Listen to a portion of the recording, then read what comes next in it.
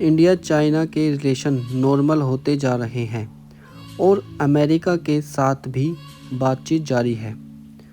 Commerce and industry minister Piyush Goyal ने Tuesday को कहा कि अमेरिका के साथ ट्रेड डील पर बातचीत चल रही है और इंडिया चाइना दोनों देशों के बीच सीमा पर टेंशन कम होने के बाद रिलेशन धीरे धीरे नॉर्मल स्थिति की ओर बढ़ रहे हैं।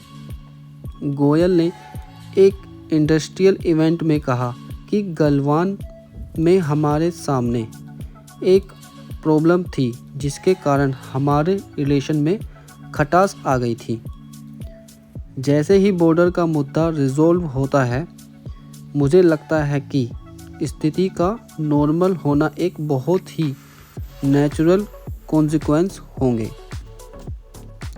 क्योंकि इन तनाव के बाद इंडिया ने TikTok, WeChat and Alibaba UC browser जैसे 200 से अधिक चाइनीज़ ऐप पर बैन लगा दिया। कंट्री ने ईवी मेकर बाईवीडी के एक बड़े इन्वेस्टमेंट प्रपोजल को भी रिजेक्ट कर दिया। 27 अगस्त से 50% ड्यूटी लगाए जाने के बाद यूएस टीम ने नेक्स्ट राउंड ऑफ टॉक के लिए इंडिया की अपनी विजिट पोस्टपोन कर दी, जो 25 अगस्त को शेड्यूल थी। अब तक 6th राउंड ऑफ नेगोशिएशन के लिए कोई नई डेट फाइनलाइज नहीं हुई है। गोयल ने कहा कि इंडिया यूएस के साथ एक बायलैटरल ट्रेड एग्रीमेंट पर बातचीत कर रहे हैं।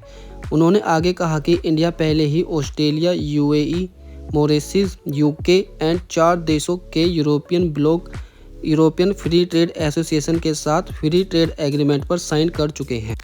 इंडिया यूएस के तनाव के बीच US treasury secretary Scott Bessent ने कहा कि आखिरकार दोनों महान देश इस समस्या का समाधान निकाल लेंगे। दिल्ली की वैल्यू रशिया की तुलना में हमारे और चाइना के ज़्यादा करीब है।